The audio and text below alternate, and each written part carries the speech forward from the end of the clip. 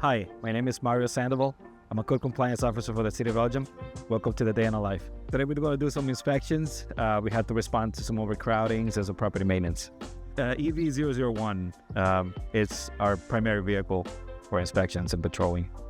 Well, today we are going to see what came in through 311, some type of formal complaint, if there's any response that we had to do, whether that's emergency, police, or some neighbor that is not happy about the general conditions of his neighbors. So in addition, we have a couple of rental inspections, and so we're going to prepare for that. All right, so in the initial day of life is we start by opening our software and identifying what has come in through the, like I said, through the 311 app or phone call or email, any complaints, any issues with a property, safety issues. So the first thing that we do is we're going to investigate what type of complaints we have for today. All right, we have 2 new cases that came in. We have a report for a deck in this repair and some deficiencies at a property. And again, we have an overcrowding that we need to investigate from a neighbor report. Some of the information that is being added to this case, it states that the property is in severe disrepair, trash cans are being stored properly. So we're going to go take a look and investigate regarding the overcrowding. Okay, so a couple of things before you leave the office is, we want to forget your ID and the equipment that you're taking to do the inspection. So one of the things we're going to do is we're going to simply change the batteries.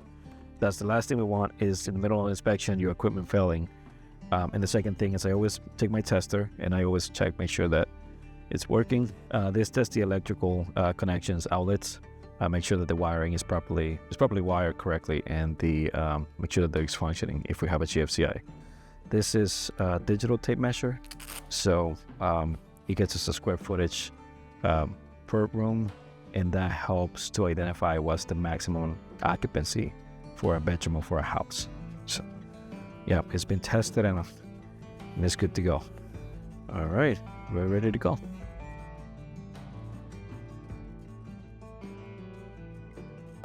We are going to be on the east side of Elgin. Yeah, District 8, which covers the center east side of Elgin.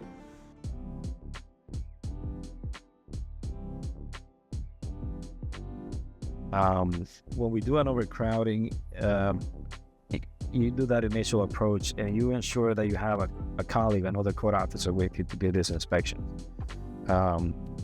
We want to get as much details as we can from the complainants regarding an overcrowding. What people might have as an overcrowding, it might not truly be in the category of overcrowding. And again, that is important that we take certain measurements from the house, from the bedrooms, living room, which is going to tell us what is the proper amount of people that they can be in one house. So people see a lot of visitors coming in and out. We have multiple cultures, so some of us have big families, and that might alert them to think that it's overcrowded. And in some of the cases, it's truly the property is being overcrowded. Might be additional rooms being rented out. Now, like I said, our intent is to ensure that everyone within the house is safe in an event of an emergency. That everyone has a proper means of egress, that they can exit their houses properly. So that is our intent, to make sure that everyone is safe inside of a house.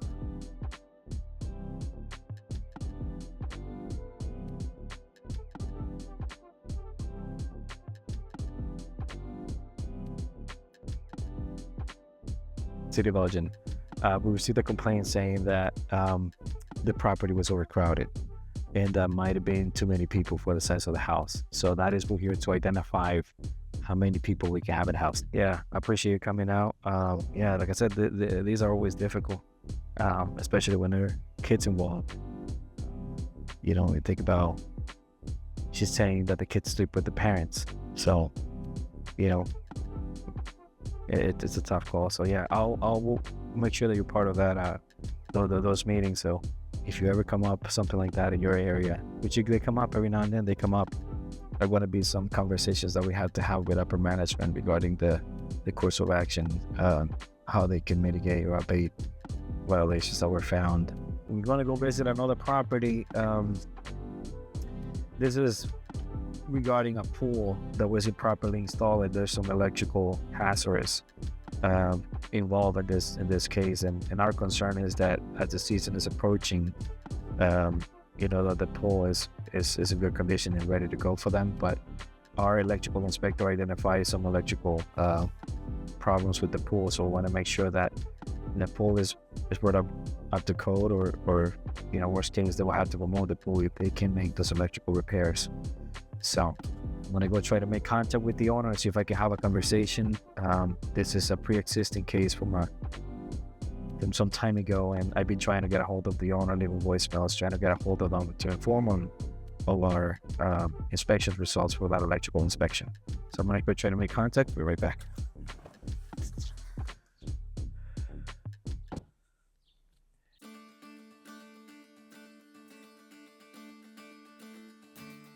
I'm going to update the case to say posted the citation with my information request, and I call back.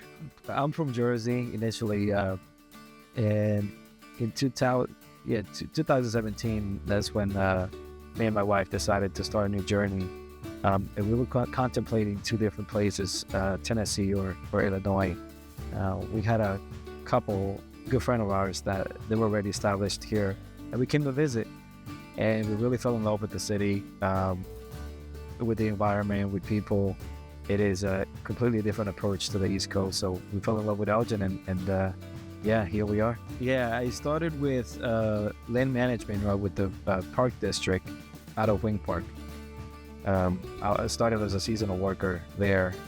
I had some previous experience from working at the Public Works in New Jersey. So it helped me to navigate to the work that we were performing at Wing Park. And eventually there was an opportunity for 311. Joe was really grateful to transfer the 311 department and served as a citizen advocate, and eventually got to court enforcement.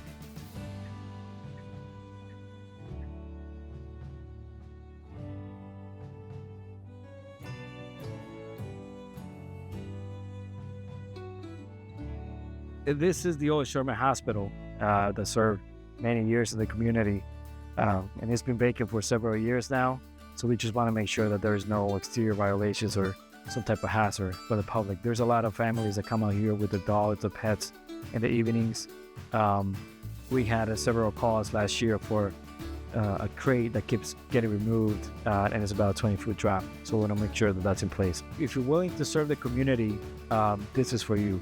This is to serve the public, and to be compassionate towards that. If your intentions or your desire is to serve the community, then this is a good place to start.